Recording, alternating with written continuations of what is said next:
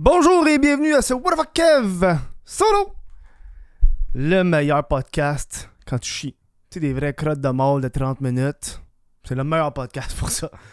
Bienvenue à tout le monde qui m'écoute présentement, n'importe où est-ce que vous êtes. Je suis très content de faire ce podcast avec vous. Je suis pas en direct sur Twitch, habituellement je le fais en direct, mais là, je sais pas pourquoi je suis pas parti en direct. Ça m'arrive.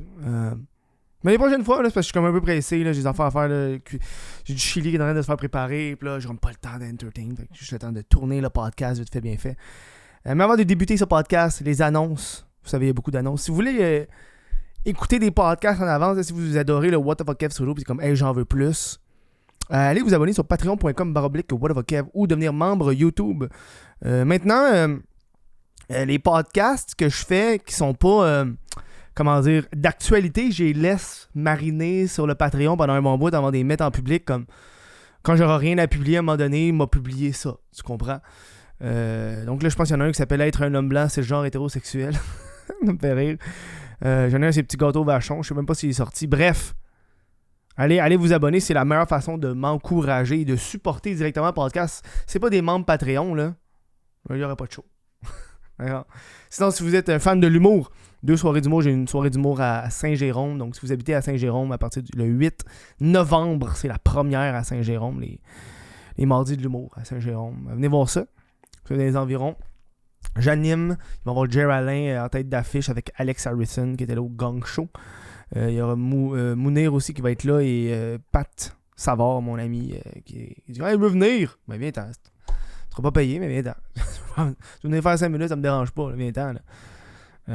Sinon, si vous êtes à Montréal, à partir du 7 novembre, le vrai open mic, j'anime ça. C'est à la Chic Régale, direct en face de la station Charlevoix, à Pointe-Saint-Charles.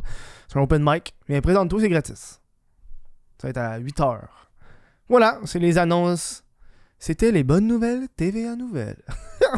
J'aime faire ces podcasts-là un peu plus geek. Un peu plus geek, si on peut le dire. J'aime ça. C'est pas les podcasts qui font le plus de vues, mais le monde qui l'écoute, je sais qu'ils aiment ça, les écouter. Fait que je suis comme satisfait. Puis moi, ça me fait 20$. Ça me permet de mettre me mettre mes billets de cinéma sur mes impôts. Hein? Et où mon billet de cinéma? 7. Gars!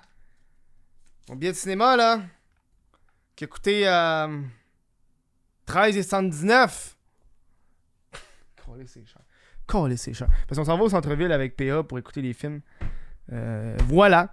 Puis on se ramasse là parce que c'est comme un peu le plus proche de nous deux. Là, mais je sais qu'il y a des cinémas à Montréal, c'est genre 7$. Tu vas là les mardis. Ou... Faudrait qu'on aille là les mardis au lieu d'y aller la fin de semaine que ça sort. Aujourd'hui, c'est un review de Black Adam.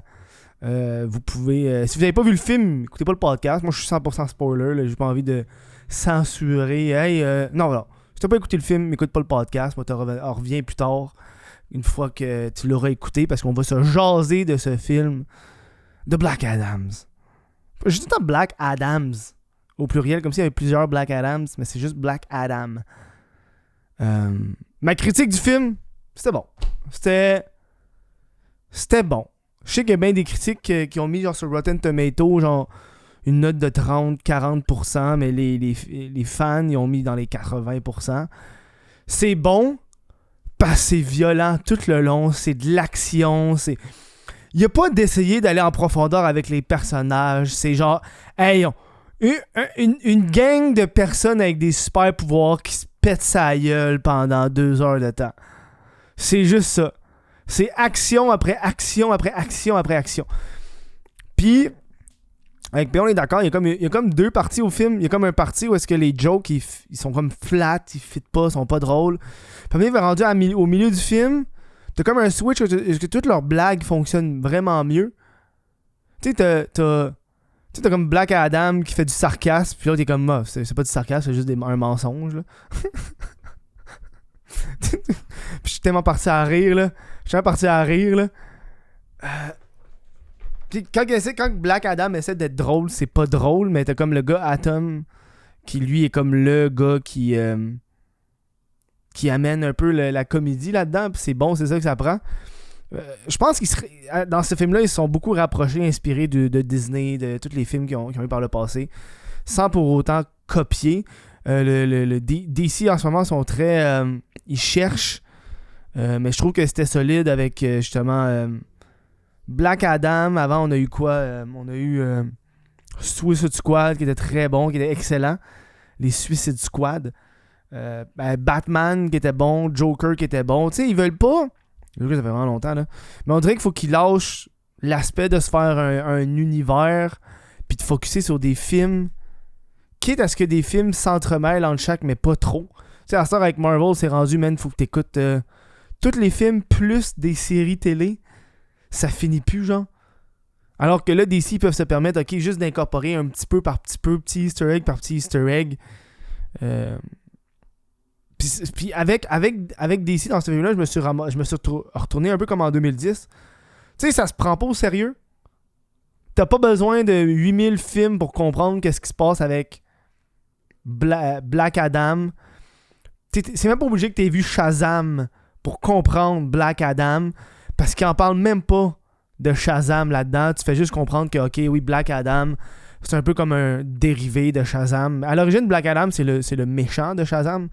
Un peu comme, tu sais, Flash contre Reverse Flash. Là, c'est Shazam contre Black Adam.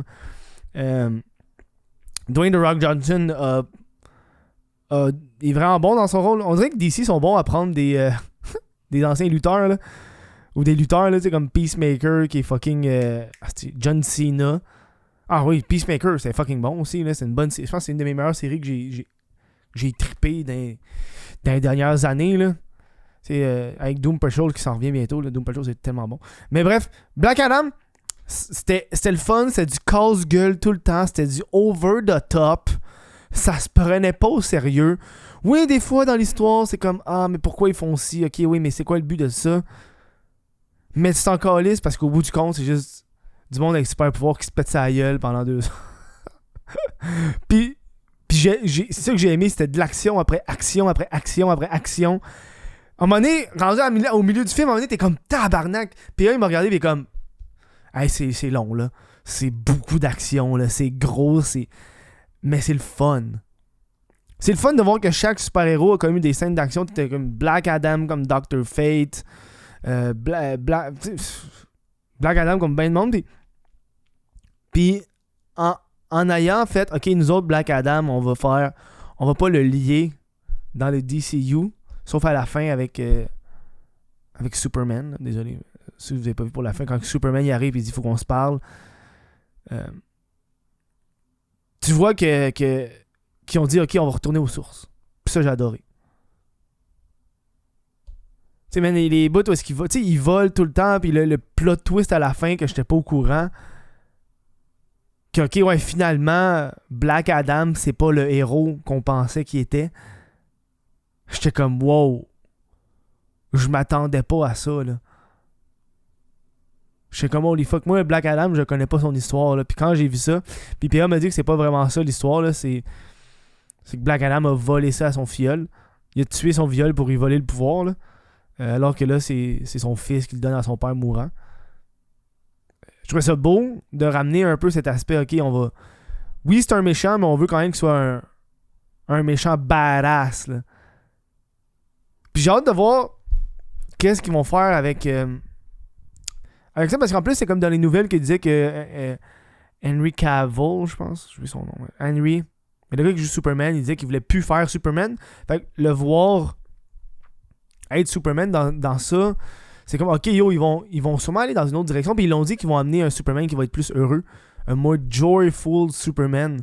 Parce que Superman, il est pas dark, là. Superman n'est pas supposé être dark. Ils ont tellement fait, ok, yo, le DC Universe, ça va être dark, que j'étais comme, tu sais, oui, Batman, il est dark, mais tous les autres sont pas dark. Ils sont pas, genre, sombres à l'état d'âme, là. Avec le fait qu'ils vont ramener Superman, puis j'ai hâte de voir Superman contre Shazam, parce qu'en théorie, Shazam, c'est de la magie, puis un des points faibles de Superman, c'est la magie. Donc ça, j'ai hâte de voir ce combat-là. Puis on dirait que là, ils mettent des pions un petit peu. Là, t'as Shazam 2 qui va sortir prochainement. J'ai hâte de voir Shazam 2. Parce que Shazam 1 était quand même bon, il était divertissant. C'est un peu plus genre, ok, on va... On voit qu'ils cherchent en ce moment. Puis c'est ça que j'aime parce que DC ont tellement des panoplies de super-héros qui sont le fun. Mais ils osent pas. Ils osent tellement pas que c'est ça qui est plate. Tu sais? J'ai aimé quand ils ont la petite touche très légère entre son vieux costume, là, au début, tout le long du film, il y a comme un costume dégueu, Black Adam, là, qui est tout genre dégueu, puis après ça, quand il redevient humain, puis qu'il redevient Black Adam, son costume est tout neuf, tout beau. Puis man, tu veux de la puissance, ce gars-là dégage de la puissance, man. Il y a un shot où est-ce que, genre, je pense qu'ils sont derrière, puis j'ai vu en fait, tabarnak, check ces trapèzes, esti. Yo, ces trapèzes sont tellement immenses.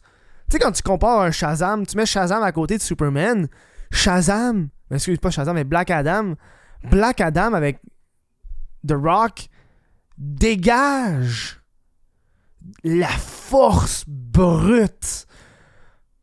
Puis pas juste, oh ouais, c'est de la force parce que, tu sais, c'est un super... Non, il est bâti, là.